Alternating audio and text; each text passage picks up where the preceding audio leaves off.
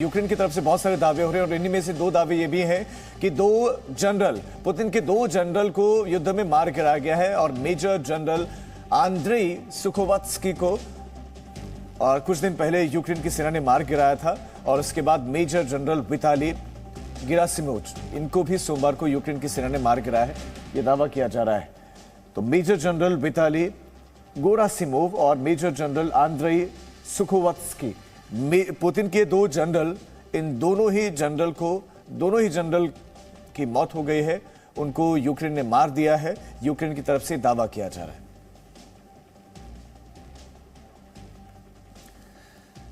तो युद्ध में मारे गए हैं पुतिन के दो जनरल और यूक्रेन का ये दावा है और इसके साथ साथ बड़ी क्षति पहुंचाई गई है यूक्रेन की तरफ से।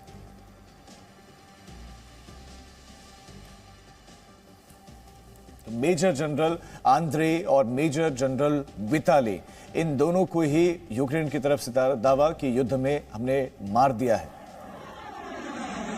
लेकिन इस बीच में एक तस्वीर आप देखिए, सुखोई 25 भी बताया जा रहा है और सुखोई 25 से हमले की किस तरह की तैयारियां हैं वो आप देख रहे हैं। शहर के बीचों बीच में ये लड़ाकू विमान उड़ता हुआ दिखाई दे रहा है और इसी तरह से लड़ाकू विमान कम ऊंचाई पर ये लड़ाकू विमान उड़ रहा है।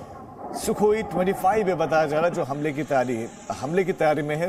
लगातार मिसाइल अटैक हो रहा है, फाइटर जेट्स उड़ रहे हैं, फाइटर जेट्स को ध्वस्त किया जा रहा है, ये भी यूक्रेन दावा कर रहा है, लेकिन ये सुखोई 25 है जो हमले की तैयारी कर रहा है। आप इन विजुअल्स को देखिए, इन तस्वीरों को देखिए और यूक्रेन से तस्वीरें।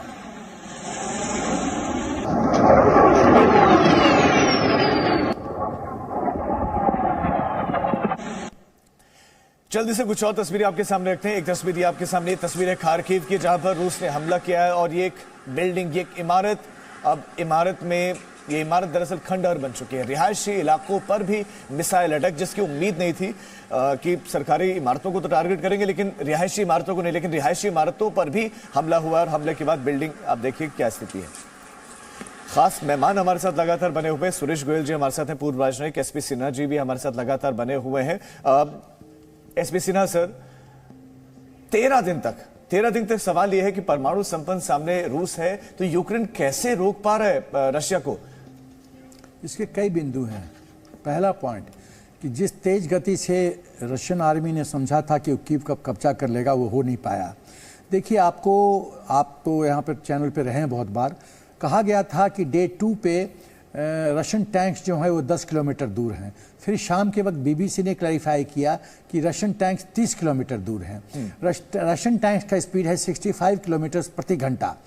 तो यदि 30 किलोमीटर मान के चलिए तो ये तो आधा घंटा का खेल है, लेकिन ये जो 65 किलोमीटर्स है वो पीस टाइम स्पीड है, गति है। यदि बैटल जोन में कहा जाए तो बैटल जोन में हम लोग कैलकुलेट करते हैं 4 से 5 किलोमीटर प्रति घंटा, क्योंकि रेजिस्टेंस होगा, फायरिंग होगी, आपका टैंक हिट हो सकता है, कोई टैंक अनसर्विसेबल हो सकता है। तो 4 से 5 किलोमीटर कॉलम को समझिए, तो 4 से 5 मैं 2 किलोमीटर मानता हूँ, 15 घंटा। तो डे 3 पे तो पहुँच जाना ये चाहिए था, टैंक्स नहीं पहुँचा। दूसरी बात, जो कहा जा रहा है कि 64 किलोमीटर कॉन्वॉय वो रास्ते में है 5-6 दिन से तो मैं सुन रहा हूँ, तो वो तो अभी तक पहुँचा नहीं है। 64 किलोमीटर मतलब 1200 गाड़ियाँ मिनिमम। इंटर से डिस्टेंस 2 गाड़ी के बीच में होता है, हम लोग गैप रखते हैं कि कहीं ठोक ना दे, तो 1200 गाड़ियाँ अभी तक नहीं पहुँचा। क्या इतनी स्पीड है, मतलब लॉजिस्टिक कॉन्वॉय का स्लो है? तीसरी बात, मुझे लगता है, अब जो मैं इंपॉर्टेंट बिंदुओं पर टिप्पणी करने जा रहा हूँ, मुझे लगता है कि टैंक्स का फ्यूल शॉर्टेज हुआ है, तो टैंक्स को जैसे मूव करना चाहिए नहीं मूव कर रहा है और कॉन्वॉय कैचअप नहीं किया है।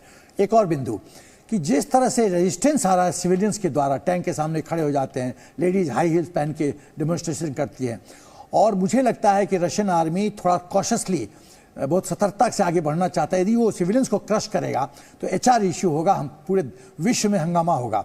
तो वो धीरे धीरे अपने ऑब्जेक्टिव की तरफ बढ़ रहा है और रेजिस्टेंस उसको मिल रहा है, और सिविलियन रेजिस्टेंस सबसे इंपॉर्टेंट है। और मिस्टर जेलेंस्की का इस फैक्टर में, मिस्टर जेलेंस्की ने जिस तरह से जन क्रांति किया है, लोगों का मोरल अप किया है और लोग रोड पे आ गए हैं, ये इंपॉर्टेंट फैक्टर है। तो जेलेंस्की फैक्टर को भी आपको मद्देनजर रखना पड़ेगा। लेकिन तीसरा चीज़, मुझे लगता है कि कहीं ना कहीं गोपनीय तरीक़ों से इक्विपमेंट सप्लाई हुआ है यूक्रेन फोर्सेस को, क्योंकि आप देखिए यदि 52 फाइटर जेट्स डिस्ट्रॉय हो रहे हैं, 69 हेलीकॉप्टर्स हो रहे हैं, करीब 87 रशियन टैंक्स डिस्ट्रॉय हुए हैं, तो ऐसे तो डिस्ट्रॉय नहीं हुए हैं, इक्विपमेंट सप्लाई हुआ है। तो ये भी एक महत्वपूर्ण इंटरेस्टिंग पॉइंट आपने कहा सर, इस पर मैं आपसे आगे चर्चा करूंगा कि क्या वाकई कोई सीक्रेट मदद मिल रही है, तो कौन कौन से देश संभावित हैं जो मदद कर रहे होंगे। Presenting B News app available on Google Play and App Store. Download it now.